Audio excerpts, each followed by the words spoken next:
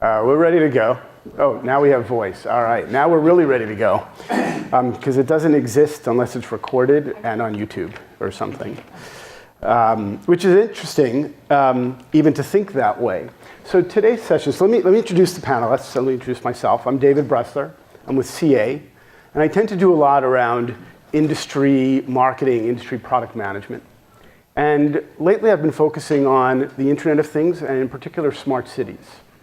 And so today I have with us some people who have a lot of expertise around smart cities. Rob Carey, who's with the Department of Transportation for Virginia, has done some really interesting things and has some great perspective on the data and the challenges with data that start to happen as we get a lot more data points for what's going on. Now, one way to frame this, I'll add, is there are about 400 million PCs, 3 to 4 billion mobile devices, order of magnitude.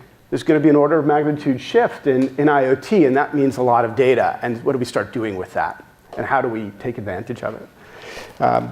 Frank Konieczny is with the Air Force and has another interesting perspective. Of course, I think military values are interesting as compared to, say, industry values or even other parts of the government. And so how do our values inform the things we prioritize when we look at smart city or even just in general application modernization?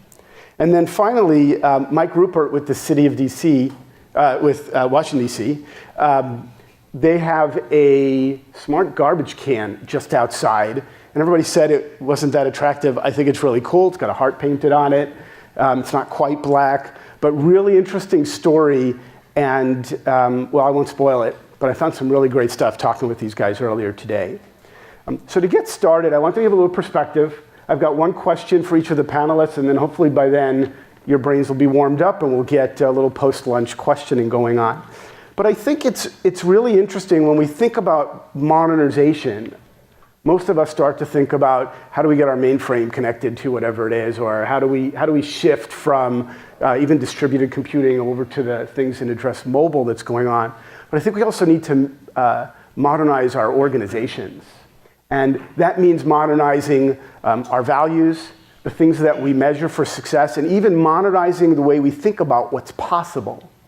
All of us probably remember a time when we had an idea and the security team would say, no, that's not possible. And today, that attitude has shifted. Security starts to say, well, how might we do that? Now, one of the things that happens is because of the way we value our jobs and what we do and what our own personal missions are, we keep things in areas we control in these silos. And then data gets locked up in those silos. And I notice I'm kind of a visual thinker. And I saw an article on Tesla the other day, and it was kind of some guessing about how Tesla is running manufacturing. Mike, I think, mentioned Tesla and said they're producing very few cars. If you missed his session, that was the point that he made. And so you imagine they build this whole manufacturing facility, and they only run it for 2 shifts a day. 1 shift a day, 8 hours a day, it sits idle. Some competitor is going to come in and have a more efficient use of that manufacturing facility and win something, whatever it is. Well, when we create data in our organization, it sits in this silo of the application that it's collected for, and we don't use it for anything else, and that seems absurd if you compare it to manufacturing, where they're compulsive about yield. And I think part of it is modernizing our approach to what we value. We don't necessarily value data for the sake of having data. And so I wanted to start with Mike. One of the interesting things, Mike, that I found about the smart waste management solution you had was, as we talked about what's happening and how it's evolved over time, the data is being used in other areas. Maybe you could talk about that a little bit and how your approach and how the project has evolved. Sure, I'll start with the discussion around the actual pilot. So on the face of it, you have a trash can, it gets full, you empty it. You put a sensor on it, it tells you when you're full, you go empty it. That's the smart trash can.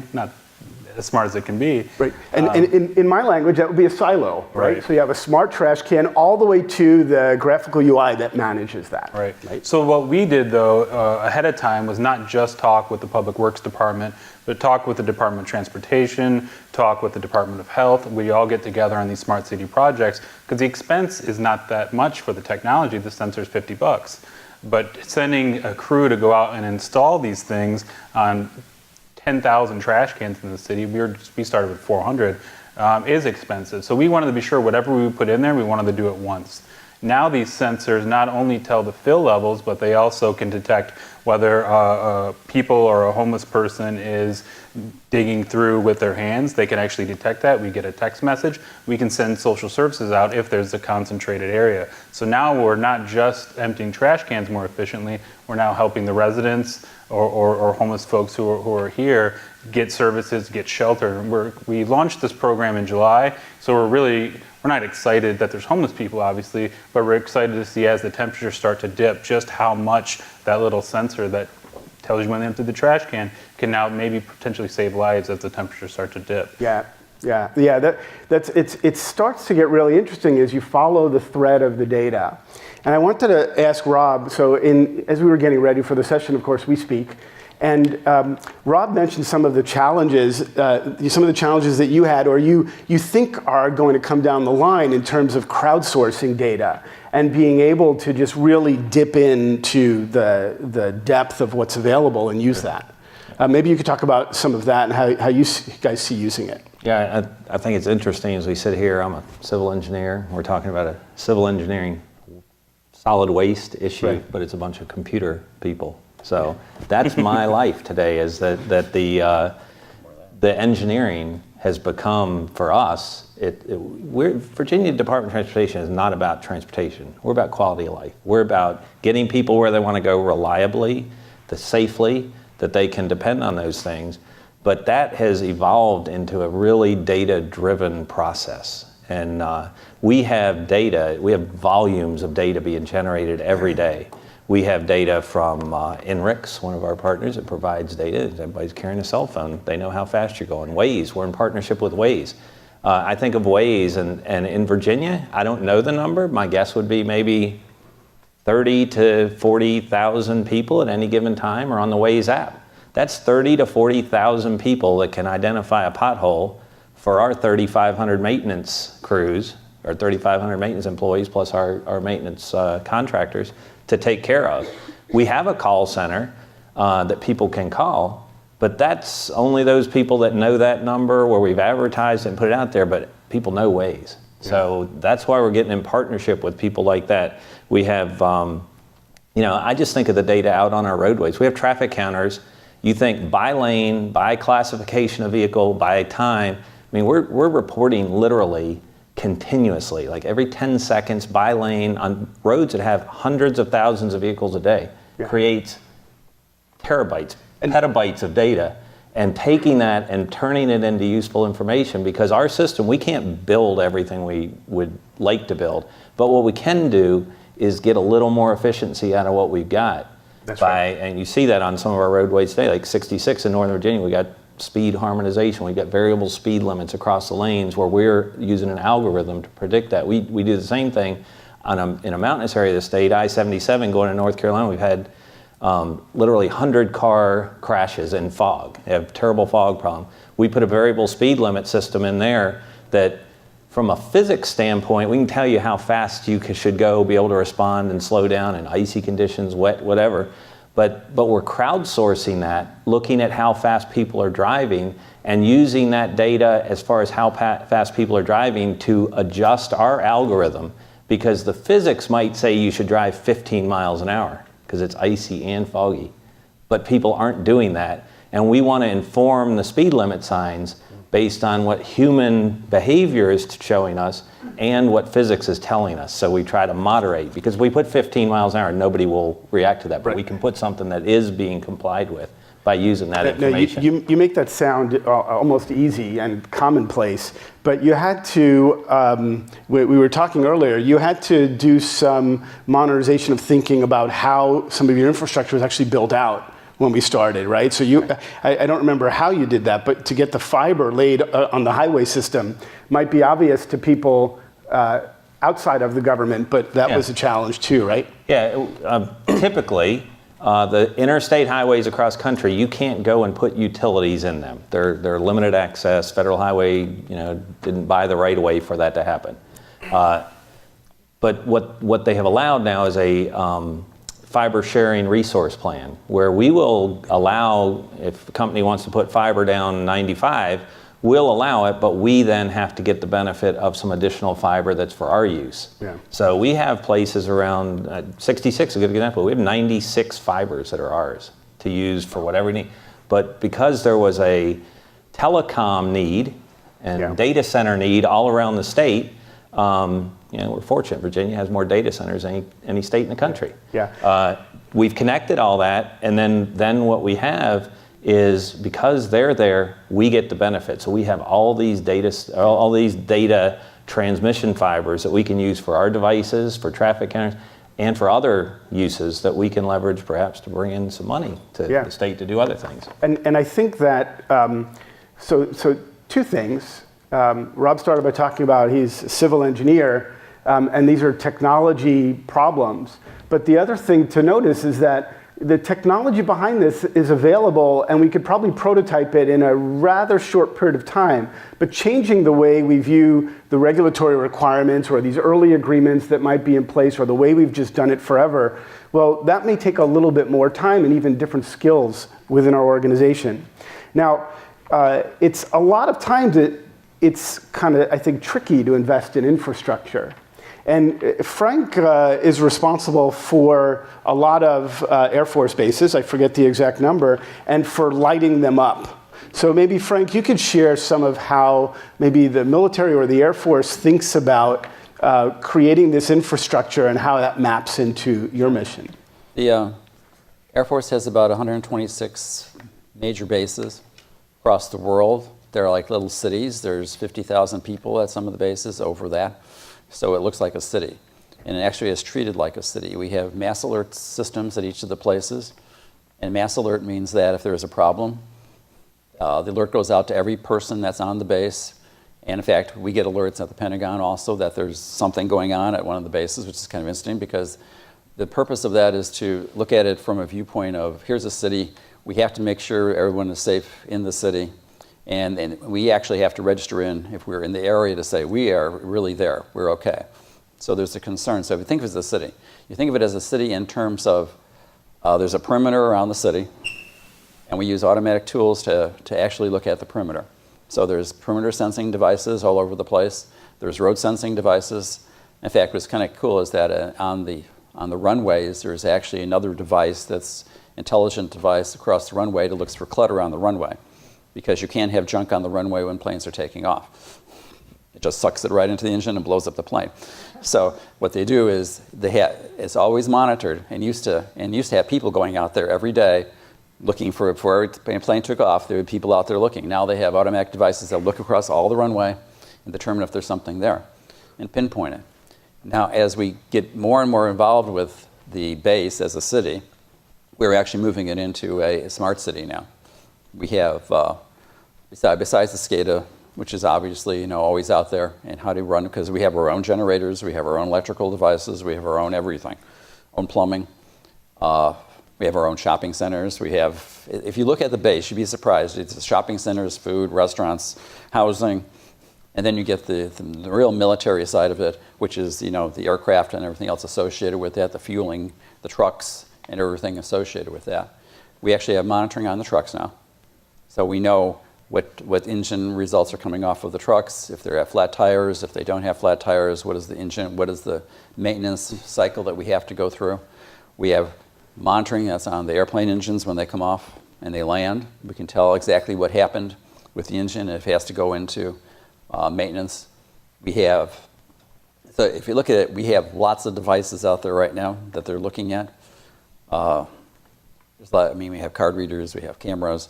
The problem we have is we have so many devices out there right now, we're getting more, that we have a problem of data. How do you look at everything across the board here on a base and say this base is okay? You don't have to do a mass alert, because that's one of the issues, that you don't want to do a false positive mass alert out there that says, guess what, we have a problem. Yeah. No, it's interesting, because as you were talking, I couldn't help but think about the way Facebook does, are you okay in a situation? And I wonder, well, we kind of just have come to realize that Facebook has taken that functionality, but is that something that our cities should provide? And if Facebook is doing it, are there regulations that require them to be comprehensive? Because otherwise it's not really any good if you're doing, base planning wouldn't be appropriate for Facebook, but like if you're doing city planning and I want to know if everybody in New York is okay, I can't really rely on Facebook if they're not regulated to do it. So it's interesting to think about some of the issues. But I wanted to pass it to Rob.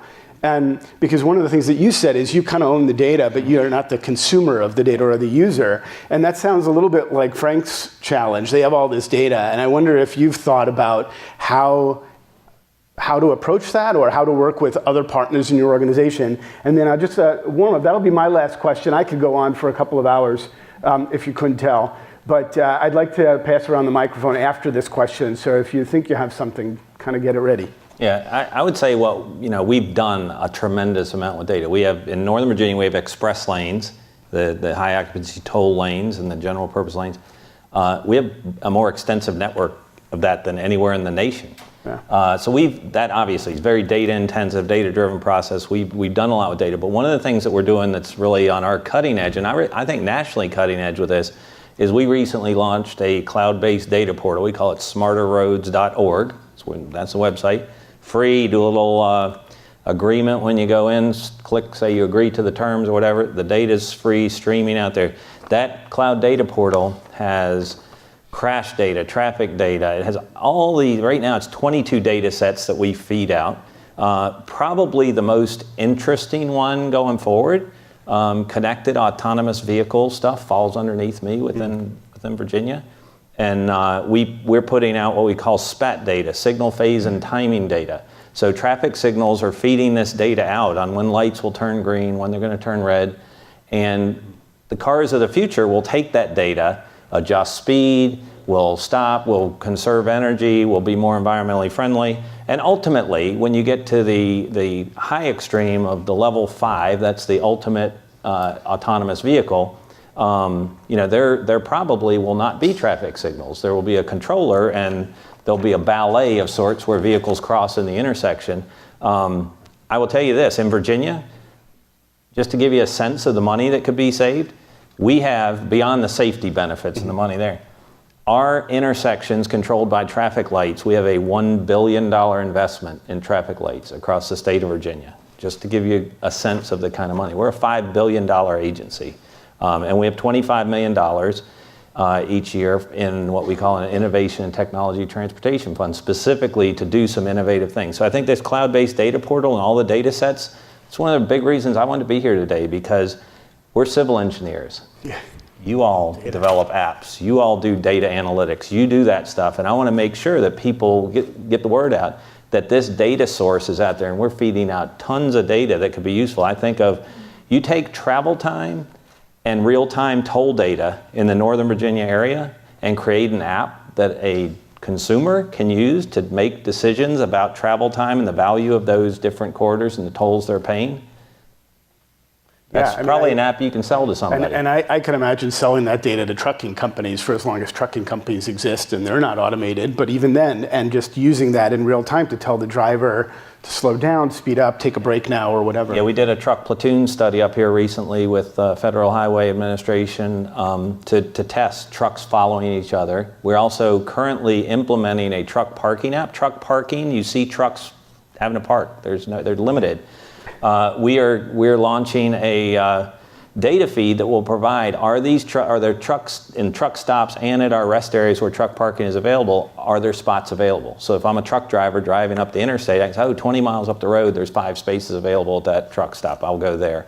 That's exactly the kind of thing that 10 years ago or 20 years ago, it just wasn't in our ability to do. The technology is advancing so much and the data is there that we can do some really good things. And again, it comes back to quality of life. If that truck driver knows he has a place to stop, He's going to be driving safely. He's going to be well rested. He's going to be off the road. And he's going to be in a place not along the side of a ramp that might be adjacent to somebody's house, idling to keep himself warm at night and disturbing their sleep, but in a truck stop where you'd expect that activity to take place. Yeah. Mike, you were going to say Well, something? I think you hit on the most important part. DC's had a data catalog for, I think we were actually one of the first in the country to do it and have 900 plus data sets, but even then it was still messy.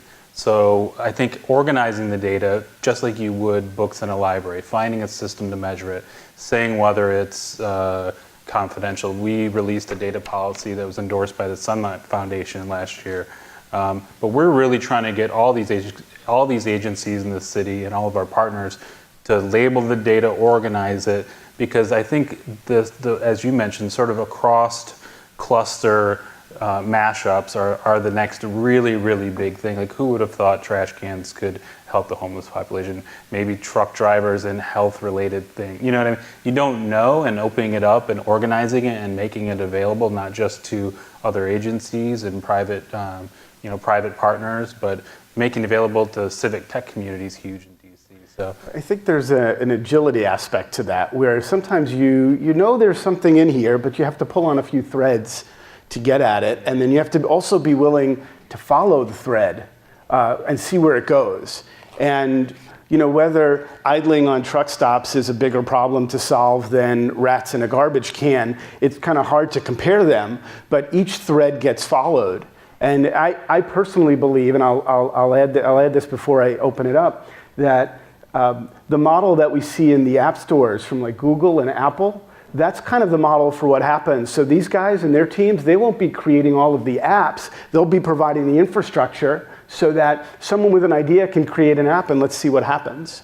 And that solves also some of the problems that came up on one of the earlier panels in the other room, which is, how do you adapt to change? We're still writing software. It's still going to get old and need to be maintained.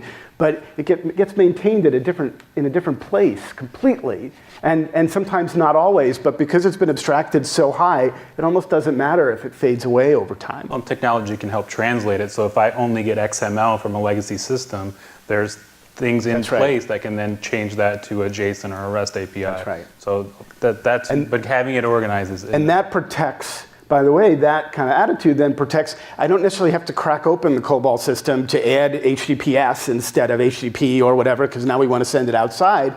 You can do that somewhere else, and that's where you start to build in, again, more complexity, but more opportunity. So questions and a microphone. Oh, they want us to continue.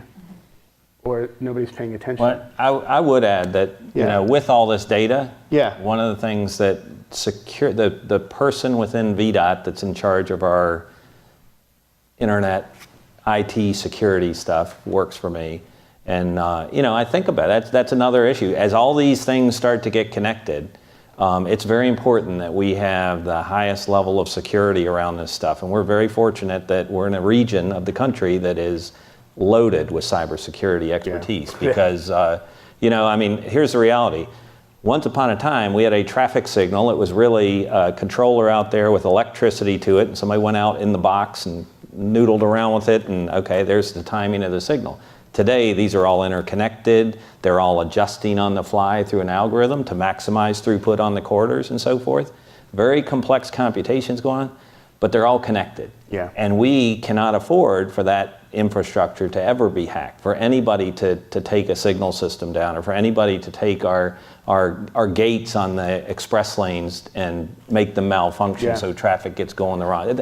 Those kind of things we are extremely diligent about and really attentive to.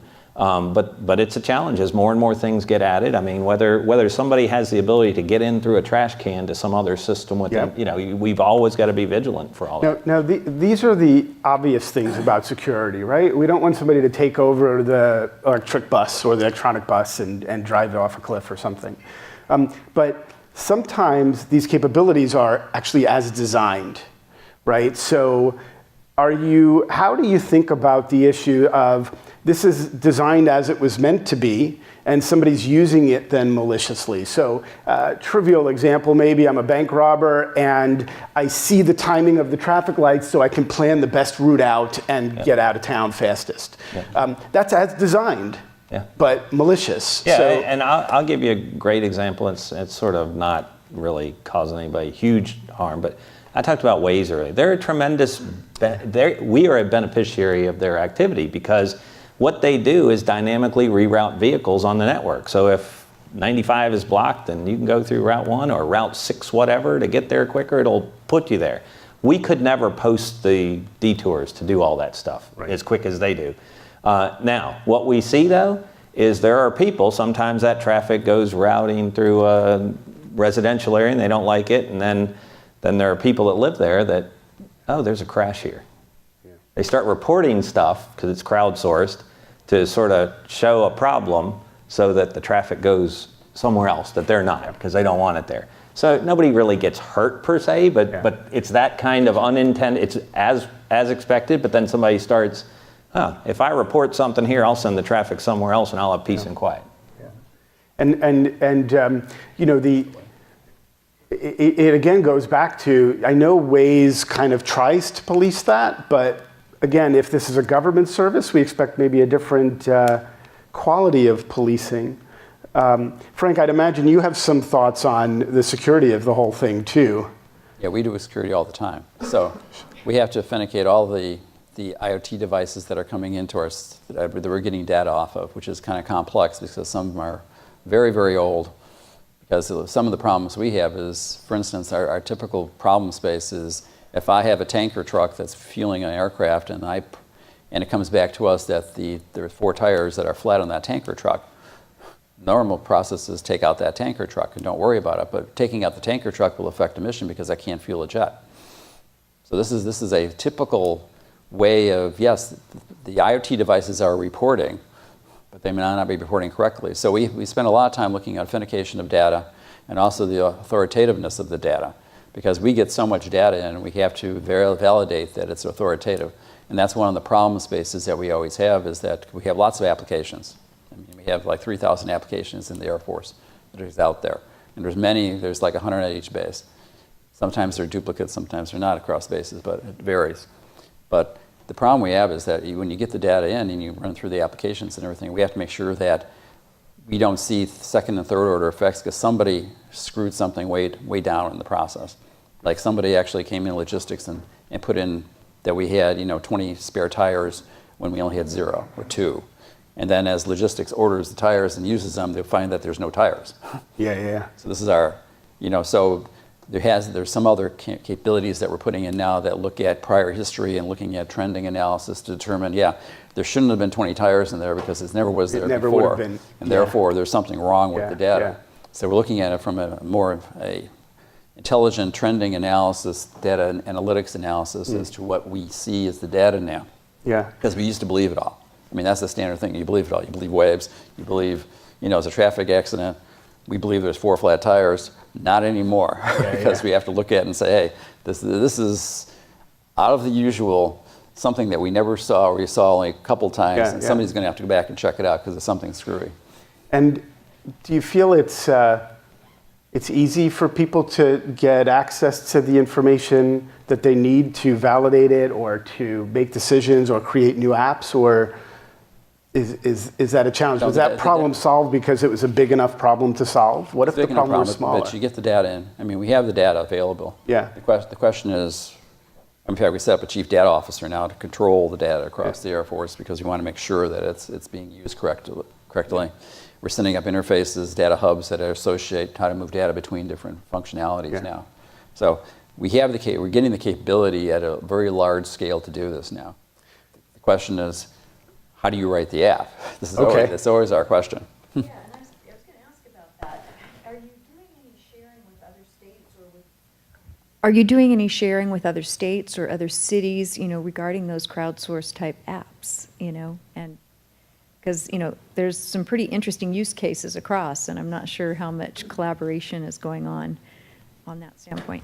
Sure, I can talk to it. So last year we partnered Mayor Bowser in DC and Mayor Lee in San Francisco joined together to create what's called the Council of Global City CIOs. And it includes Atlanta, Chicago, Boston, Austin. There's a total of 10. And that's exactly what we're trying to do. We're all trying to do the same thing. We all kind of face the same problems.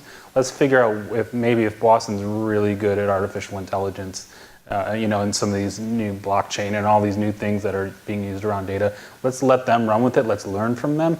We're really good with open data and APIs and that. So we're all getting together to try to share common things around themes, with cybersecurity being one, smart cities being another. Those are the two big things. And now we're starting to bring in smaller cities. So I think you're seeing a lot of, when there's kind of a slight vacuum from the federal leadership, the states are kind of stepping up and saying, hey, we can continue to work together. We can continue to improve on these services. And that's everything from sharing apps and code on GitHub to actually meeting together in different cities, working through policy. And I think that's another thing. We tend to talk about applications a lot. A lot of cities are starting to bring in legitimate data scientists that can then dictate policy or even adjust operations and maintenance.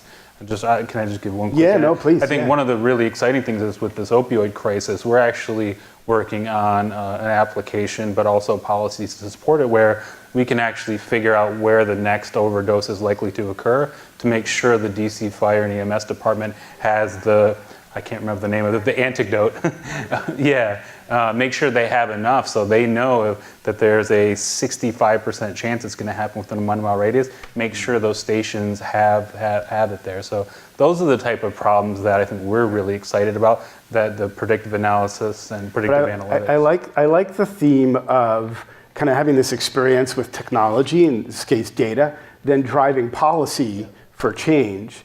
I think, business rewritten by software is CA's tagline. And we think about, if we could watch, Amazon in retail, for example, and it looks like old school companies can't become software companies as fast as the software companies can become whatever it is they're competing against. And I think part of what will accelerate that is if we can look at the technology beyond the technology, but from the perspective of citizen experience, from the perspective of the mission, or just from the perspective of what are we doing here? I think that starts to get that really starts to then improve the country, improve our lives in a much more meaningful way. If I have more inclusive policies, or I have more whatever better policies than I had in the past. And I would say I think a great example that we've gone down the last couple of years was actually legislated. That we come up with a data-driven prioritization process for the selection of which projects get funded to be built in the state of Virginia. We're the first state in the country that has a multimodal prioritization process that's used across transit, roads, bike trails, you name it. And that process takes into account the safety aspects of the project. It takes into account the congestion mitigation, the environmental impacts, the economic development, and so forth. And I actually was the chair of the group that developed the measures on that. And I think what we did was, rather than looking out the rearview mirror and really reporting data analytics, we tried to get to predictive and looking at safety impacts. As an example, a road that has a bunch of fatalities on it, and somebody wants to do a project, say, oh, that's going to score great in safety. The project might be to put cameras up. Doesn't do anything for safety. You'll be able to see the crashes, but you won't be able to do anything. But if those crashes are single vehicle run off the road crashes, and people are dying because they're hitting a tree or rolling over or whatever, and that project is to do very low cost rumble strips along the edge of the roadway, very effective safety countermeasure, very inexpensive. It has a huge impact on safety. So all our measures try to predict what the impact of that specific project will be on those various entities or aspects of it. And that's what's driving the allocation last year. I mean, $1 billion worth of new construction was dictated by data around what those projects will do for the benefit of, back to the quality of life issue. What's that do for quality of life? Yeah, that's awesome. I have a question on, so what is the business relationship between NREX, Waze, and the Department of Transportation at Virginia? Like, do you pay for the fact that you're getting the data? Yeah, like on Waze, that's an easy example, is we don't pay them. We're in partnership, Connected Cities, I think they call it Connected Communities, whatever. But they provide data to us. What they get from us is we're telling them information they can't know, and that is there's a work zone. The work zone's in the right and the center lane, the left lane is open. Or there's a crash, it's in the left lane. They don't have that information in their system. So we're providing that kind of information that enhances their service. Meanwhile, they're providing information back. And I don't know if they still, I think at one point DC used to use the Waze data. They would do a thing, maybe they still do the pothole palooza. Yeah. In the springtime, you have potholes after the winter. And it's like, yeah, why not? There's 10 people said there's a pothole right there at that intersection. Guess what? There probably is. Why don't we send our maintenance people out there to take care of it and do it as quickly as somebody can report it? I got a question for Frank, following the same line. Taking this data that you're collecting to an aviation standpoint, you've got more airports in your network than anybody. Are you doing this type of data collection and analysis for flying safety that aviation in the other states can benefit from? They don't fly the same planes we fly. Now, if they fly the same planes, it'd be a different story. Can we borrow an F-14 real quick? Sure, no problem. But it's a question of, we do engine data and everything else associated with it, but and we can look at a correlation between fuel consumption as well as weather, as well as where they were, and we actually go down to the point of looking at who the pilot was, because we find that there's some variance in the pilots depending on their training program they went through. Yeah, I'll listen to that from a safety standpoint, being involved with Virginia's airports, looking at weather conditions, different types of aircrafts, different sizes of aircraft, weather conditions, runway condition, all of the various factors that go into that just, you have more flights going in other than maybe Dulles and Reagan every day consistently than Yes. most general aviation airports. It just seems like it's a heck of a lot of data information. It's a lot of data. In fact, we have too much data. In fact, we get more data than we can possibly analyze right now. That's the amount of data that we get. Especially the newer planes that are coming off are generating tons and tons of data. And we're trying to figure out the best way that we can actually capture the data fast enough to actually do the analysis, as opposed to skimming the data and doing a high-level analysis, as opposed to let's do a deep analysis. That's where we've actually talked to GE and a few others that actually run some of the engines, of what they're doing with their data for their engines, and we're looking at replicating some of that accordingly of their analysis algorithms and everything else, and seeing if they're applicable to what we're doing. Yeah, we're concerned about safety a lot.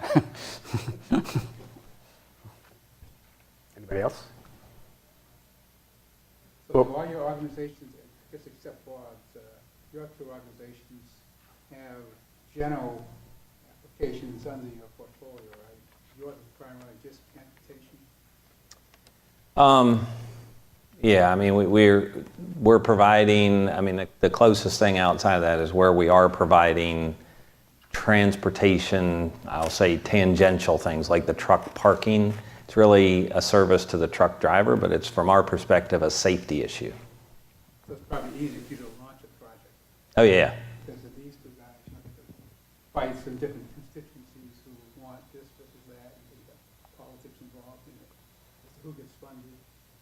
So But I do think there's a great opportunity, as was mentioned, what DC's doing, linking together with other entities. Are we linking in every way we can with the state police, the Department of Motor Vehicles, because safety on the roadways, there's really three pieces, 3 E's. Engineering, that's us. Enforcement, that's state police, we don't have guns. And education, that's the DMV. So to have safe roads, you need those 3 pieces, but we only are really one, but we partner with them to do the others. So I think there's great opportunities to bring this data and look for those deeper meanings amongst this data that others have outside of our data to inform us to make better decisions. a couple of organizations do publish the annual best practices. I think Chamber of Commerce is one, the Association of State CIOs is another.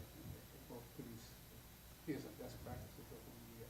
Well, I think what we found is everyone, that IT certainly changed over the past 25 years. That's probably the understatement of the day, right? But people wanted to kind of have their own kingdoms and control their own stuff. But I think as sort of budgets shrink, as there's never enough money to do this stuff. And frankly, a lot of it's being done by pulling 5% from every little project to do something. But I think agencies are more willing, and at least we've seen this in DC, are really looking to partner, because if they can get 60% of their labor costs covered to build something or add something to the telephone pole, that's great. They don't mind if we attach a few more sensors. MPD's willing to pay for cameras, because they can then use the smart parking cameras to then use in investigations and monitoring. The Department of Transportation can check congestion. So I think sharing in these investments has been a huge thing that we've done over 2 years, and is already paying huge dividends. And I think that's where we're seeing a lot of momentum. And that kind of takes us right back to the beginning, where everything in the past, not just the projects, but the culture, the responsibility, the skills we bring into the organization are about managing inside the silo to solve a problem. And so I'm going to close it off. I live in New York City. I have 2 small kids. I was at a school last night, and the head of the school said something really interesting. And so my experience with this interesting thing, mind you, is 12 hours. 12 hours more than you guys, but just 12 hours. But he talked about raising children and kids for infinite games instead of finite games. And so, for example, you have a security project in your organization. You want to get the best security person you can for that, maybe the best credentialed, most experienced, blah, blah, blah. But and that would be a finite perspective. We have a security problem, we need to solve the problem. But if you think differently about what we're trying to do with data, it actually isn't a finite game. There's an infinite set of things we can do, and frankly, it sounds like we could do them all at the same time and still not get it done. So if you're solving for an infinite problem, you need different skills. You might not need the best class security person, because you're thinking about over time, I may want the most creative security person. How do I measure creativity? Well, that's a lot harder to measure than did they pass a security test. And so as we think about the data in our organizations, where the organizations are going, where the technology is going, and most importantly, what our communities expect from us, I think if we approach this from an infinite perspective, we might have different insights into how we approach the projects. And I feel like I got that from the panel as well. So with that, any final words?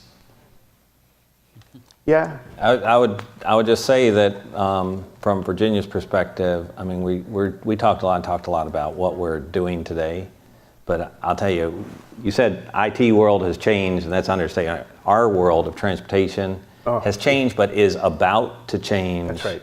The whole paradigm with connected and autonomous vehicles, and where that goes, the speed at which that happens. I mean, I'll tell you, last year, the average level 2, which is like a Tesla, there's level 2 through 0 through 5, Tesla's level 2. The average level 2 car sold in this country was $84,000. So right now it's still a rich person's sort of game, but the new Teslas are coming down. There's other vehicles, and as the price of these things drop, you're going to see more adoption of it. And for us, it's going to be huge safety benefits are available. And ultimately, it does shift things where you don't need auto repair meaning crashes. You don't need auto body if there's not crashes. What's it do to car insurance? What's it do to, really, it's not a personal liability issue, it's a product liability issue. And there's going to be lots of changes coming. And I would just say from Virginia's standpoint, we're the 3rd largest state-maintained highway system in the country.